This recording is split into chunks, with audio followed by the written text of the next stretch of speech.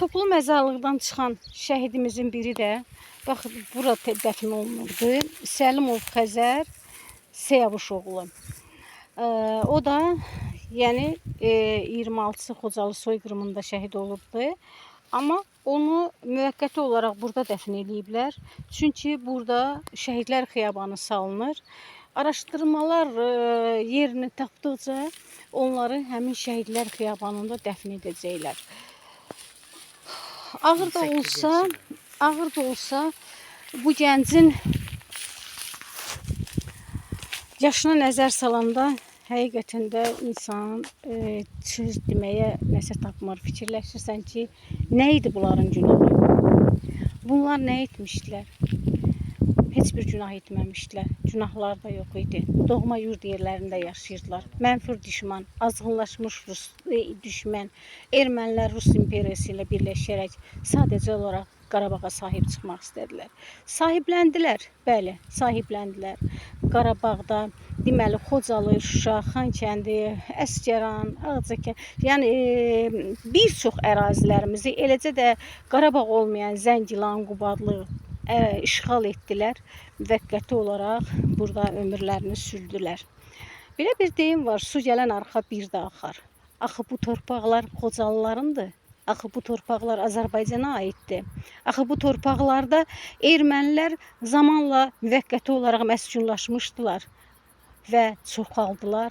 Bizim torpaqlarımıza sahib çıxmaq istədilər. Amma Azərbaycan xalqı imkan vermədi ki, bizə aid olan torpaqlarda erməni daşnaqları yurd salsın və sahiblənsin. Bəli, sözün həqiqi mənasında bugün torpaqlarımız azaddır və belə igidlərə baxanda bunlarla qürur duyuruq. Bunlar elə öz torpaqlarında doğuldular və öz torpaqlarında da son mənzilə çatdılar. Amma bunların doğmaları gecə-gündüz övlad deyib fəryad etdilər, vala deyib fəryad etdilər. Bacılar, qardaşlar, analar, atalar, yəni o qədər acı həyat yaşadılar ki, Xocalıya çatmaq, şəhidlərini bulmaq, orada tapmaq və onlara qovuşmaq, onların məzarını qucaqlamaq istədilər. Elin adəti var. Bəzən görürsən, bir arzu tutanda, dilək tutanda qurban kəsirsən. Çox təəssüflər olsun ki, bizim analarımız, ürəyi dağlı atalarımız, bacı qardaşlarımız öz şəhidinin tapılmasına qurban dedilər. Bəli, şəhidinin tapılmasına, cənazəsinin tapılmasına qurban dedilər. Onlar qoyundan qurban kəsdilər. Amma ermənilər bizim igidlərimizdən qurban kəsdilər. Bizim igidlərimizi erməni məzarlıqlarında qurban olaraq kəsdilər. Nə olursa olsun, onlar cənnəti qazandılar. Amma bu erməni daşnaqları demək olar ki, cəhənnəmin ən qaynar yerində özlərinə yer etdilər.